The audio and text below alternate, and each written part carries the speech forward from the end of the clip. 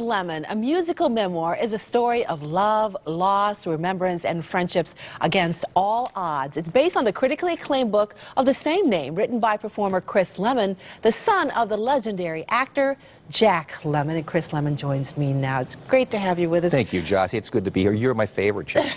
You are. Don't tell anybody else. You and I met through Dr. Mel, and it's been a great friendship. What a great guy. Yeah, I think everybody adored Mel, and we all miss him so much. Mel and Arlene are two of the most wonderful people you could ever hope to know, and it was just my great pleasure to have been able to work with him a lot. Exactly. And have fun with through him, you and I met, so it's That's been right. good. That's right. Let's talk about what you're doing now. Well, it's very exciting. It is. I'm so pleased. My beautiful wife Gina came to me about 6 months ago and said, you better get to work because there's bills, and for God's sakes, pull yourself together.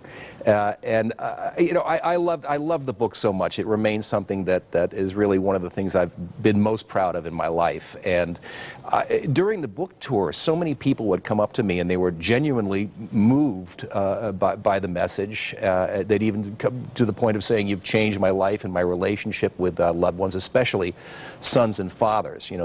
That father-son relationship is very enigmatic. It's loving yet competitive, and caring yet judgmental, and there's a lot of stuff that goes along with it. And I had a very unique. I was Jack Lemmon's son, but in so many ways, universal relationship with my father. How would you describe your relationship with your dad? Well, we were very close, but it had that whole edge, that whole father. It had all the stuff that I think pretty much everyone's out there. Some great photos has. there. Yeah. He was a heck of a guy. He was not just my father. He was truly my best friend.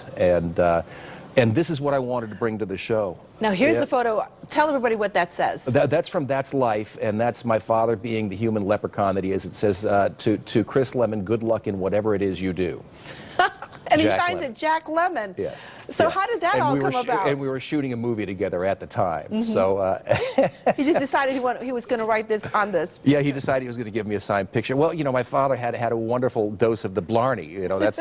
That's what he did. Is a number of the stories I tell in the show, exemplify that. And I wanted it to be, I wanted him to be remembered. This is a guy whose memory deserves to continue on, and I do everything I can to. I did it with the book, and I'm again doing it with this show. And it's not just the poignancy of a father-son relationship and the journey that we took, the fact that as a father and a son, we were really kind of ripped apart by the business and by family and by so many divorce, and we're able to reunite and really become the best of friends in the end against all odds. And then unfortunately was taken from us at way too early an age. Was he a funny guy?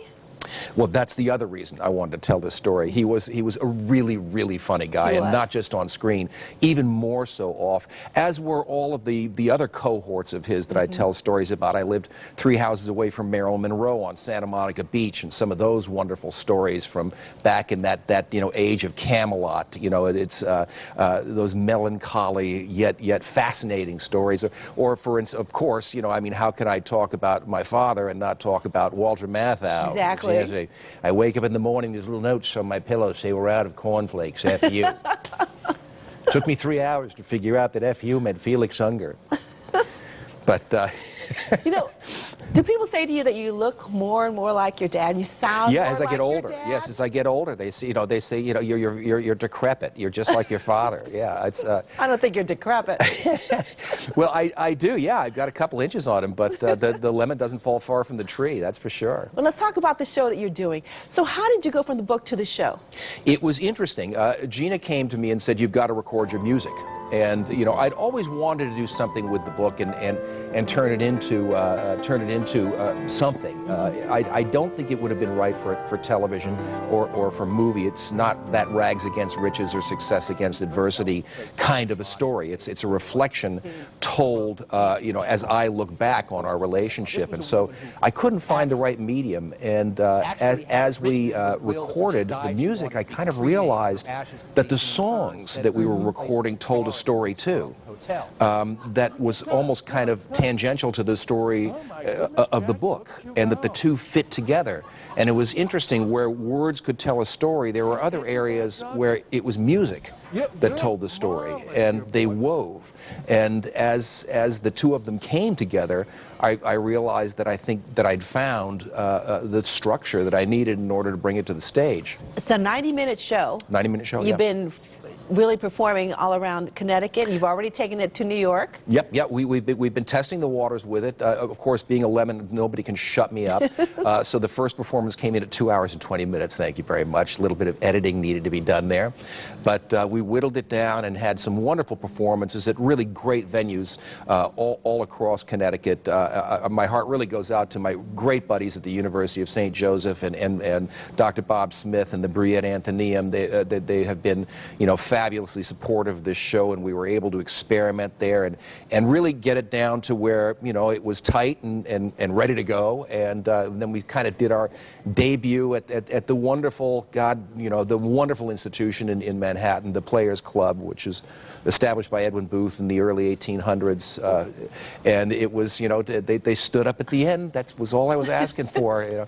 Well, we're running out of time here, but I want to tell everybody where you're going with the show. Amazing. You're running out of time talking to a Lemmon. I can't imagine how that happened. So where are you heading next with this show? Well, we've got a number of shows all over the Connecticut area over the next few months. We'll be playing the Riverfront in Glastonbury to benefit my dear friends over at the Wells Turner Memorial Library. We always do the best we can to help them out.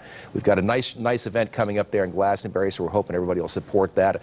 In Cheshire, all over Connecticut, we'll also be going down to the Players Club again. In New York. Yes, we'll be doing the Pelham Theater down in New York, and also the Pine. And you're heading out Arizona? Yeah, we're putting together our Arizona tour and our Florida tour as well. Great. And so we're basically just, getting it out there and hoping to get a structured tour for next year, but right now just doing performances. And just really quickly, where can we get the information on the tour? On your website? Go to my website, Stone Manor Productions, STONEMANOR Productions, plural.com. Excellent.